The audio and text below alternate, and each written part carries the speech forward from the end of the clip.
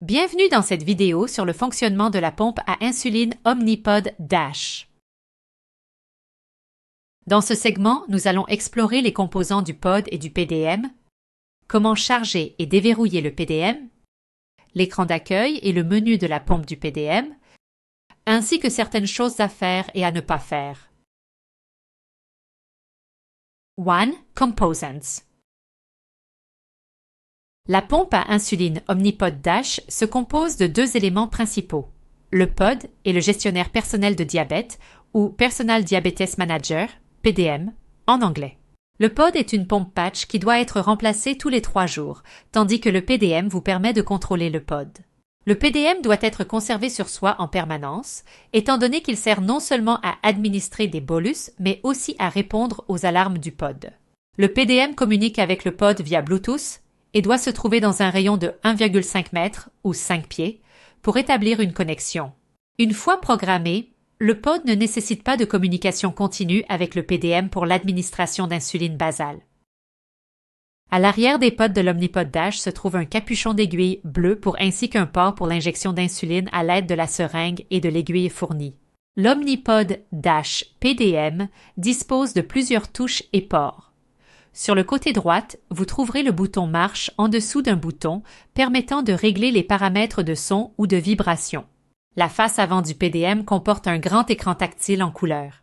En bas, 3 boutons sont présents, le bouton de gauche servant de bouton de retour, tandis que les 2 autres boutons n'ont pas de fonction. La partie supérieure du PDM est équipée d'un port micro USB pour le chargement et le transfert de données.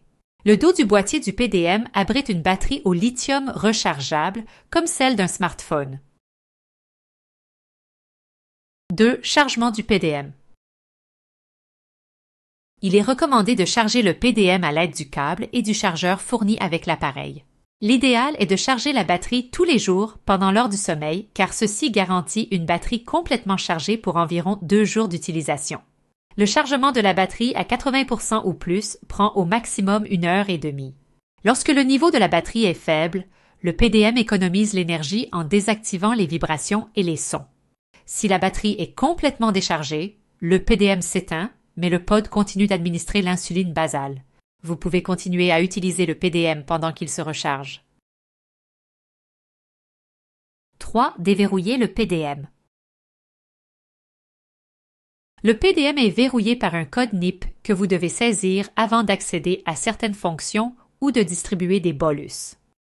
Vous pouvez personnaliser le message de sécurité et l'arrière-plan de l'écran de verrouillage. Si vous oubliez le code NIP, vous pouvez utiliser les 4 derniers chiffres du numéro de série du PDM comme code NIP alternatif. Le numéro de série se trouve au dos du PDM. 4. Écran d'accueil et menu de la pompe. Les éléments clés de l'écran d'accueil sont les suivants. La barre d'état en haut affiche l'insuline restante, l'état de la batterie et l'heure du PDM. Un menu hamburger, la date actuelle, l'icône des réglages et l'icône des notifications et des alarmes.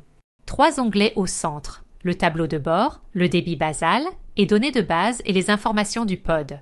Vous pouvez glisser ou tapoter pour naviguer entre les onglets. L'onglet Tableau de bord affiche un message de bienvenue ou l'insuline embarquée si le calculateur de bolus est activé. L'onglet basal indique le profil basal actif et la dose totale d'insuline pour ce profil. Si une basale temporaire est active, l'onglet devient vert et affiche Temporary Basal. L'onglet Information du pod indique la quantité d'insuline restante dans le pod et fournit des informations sur le moment où elle doit être remplacée. Les informations relatives au dernier bolus administré et à la dernière mesure du glucose sont affichées sous les onglets. Tout en bas de l'écran se trouve le bouton bolus.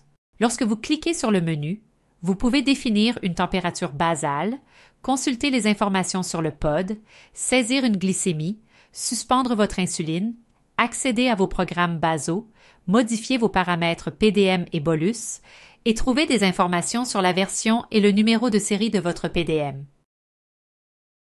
Pendant le fonctionnement, le PDM affiche des confirmations au bas de l'écran par le biais d'une bannière verte qui disparaît après 5 secondes d'affichage. Vous pouvez faire glisser la bannière vers la droite pour la fermer plus tôt. 5. ce qu'il faut faire et ne pas faire.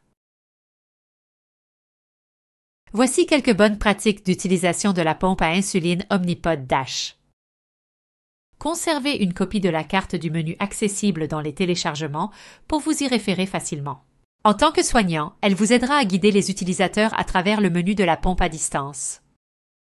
Les pods Omnipod DASH sont étanches jusqu'à 7,6 mètres ou 25 pieds pendant 1 heure. Le PDM n'étant pas étanche, évitez de l'exposer à l'eau. Prenez soin du PDM étant donné qu'il a une durée de vie d'environ 4 ans. Le kit de départ comprend un étui en silicone noir gratuit pour une protection accrue, mais vous pouvez également acheter d'autres couleurs en ligne. Il est également recommandé d'utiliser une protection d'écran pour le PDM. Le PDM ne règle pas automatiquement l'heure, la date et le fuseau horaire. Vous devez mettre à jour manuellement l'heure lorsque vous passez de l'heure d'hiver à l'heure d'été ou lorsque vous voyagez dans des fuseaux horaires différents. Cette opération peut être effectuée dans les paramètres de l'appareil PDM. En outre, le réglage de la luminosité de l'écran et de la veille de l'écran peut contribuer à préserver l'autonomie de la batterie. Grâce à ces informations, vous avez maintenant une meilleure compréhension des principales caractéristiques du système Omnipod DASH. L'un des principaux avantages est la commodité d'une pompe patch sans les inconvénients des cathéters. Vous n'aurez pas à vous soucier de rester coincé et les pods sont à peine visibles lorsqu'ils sont portés. Cependant, n'oubliez pas que vous devrez porter à la fois le PDM et le pod, ce qui peut être un inconvénient mineur. Le fait de le savoir à l'avance vous aidera à vous ajuster et à vous adapter. Dans l'ensemble, la taille et le poids du PDM sont gérables et ne devraient pas poser de problème majeur.